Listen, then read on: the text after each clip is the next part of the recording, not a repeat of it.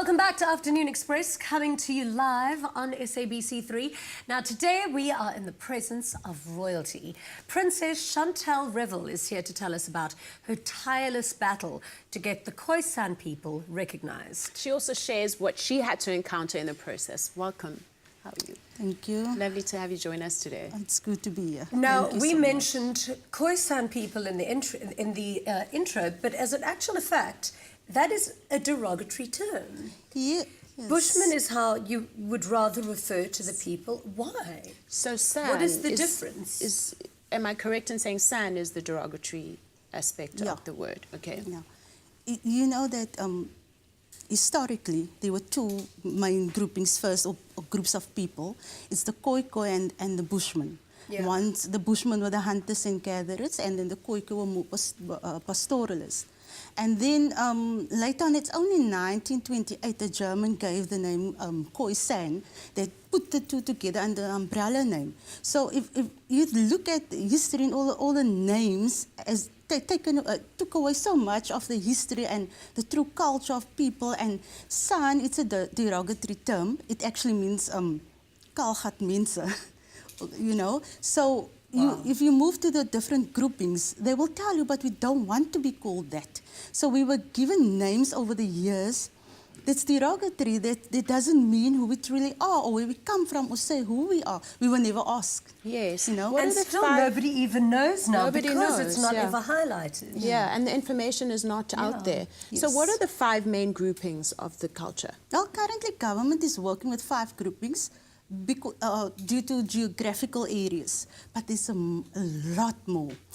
Like you start with the Nama, then you get the Griqua, the Bushman, and the Korana, and then you get the Cape Khoi, which the people don't like because it's only an umbrella name. The Cape Khoi, you get your Hesekwa, your Atakwa, and all the Kwas. That actually means the Kwa. The Kwa at the end of the tribe's name means people.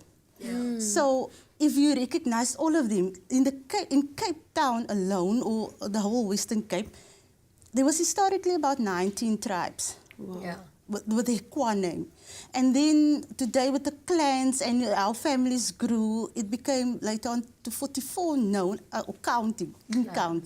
So clans is also groupings that broke away from the main tribes like your Korana and your Nama and so forth. But government is only working with the 5, or busy in the process of recognizing the 5 main groupings. Now, you are a princess of the House of Korana, but you weren't born into that title. No. You were recently made a princess. Yes. How, I mean, that gives me hope. I knew I could always become a princess. But why were you made a princess? And explain us about your struggles to get there.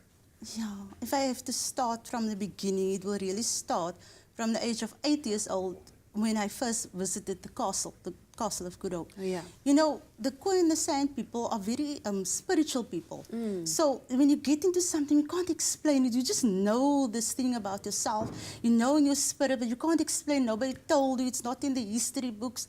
There's no teachers about it. So I went on a visit to the castle and at school and stuff. And then I started, you know, when we got into the castle and stuff, all these things that started happening to me. Like, I know something happened there, but there's no explanation for that. You could just feel it. Yes, and I started to cry. My teachers didn't know what happened to me. Only, you know, years later when I went to high school at the age of 14, I became involved with the apartheid struggle, you know, the fought against apartheid. I know what it is to be shot at. I know what it is to be locked up. I know what it is to sit in the dark, you know, tear gassed and all of that. And sadly, years later, after 94, you realize, but none of our stories, the children or the people on the Cape Flats, none of our stories are being told. So many died, just to name one, Ashley Krill. I mean, where are those stories really? And that made me think. Yeah. So what is wrong here? Why aren't we South Africans? Why are we still colored, so-called colored? What does this name mean? Does it have a culture? Does it have a heritage? People keep on saying so-called colored people don't have a heritage. They don't know where they come from. They're somewhere in between black and white, and they're made out of black and white, which is so untrue. Yeah. So that set me on my journey to discover who are you really. you know. And even before, like when I really started moving into getting to know tribes, getting to know the people, the spiritual side also came up. Wow. My previous pastor. Sorry to interrupt. Where did you start looking? I mean, where does one, really where do you first go? Who do you speak to?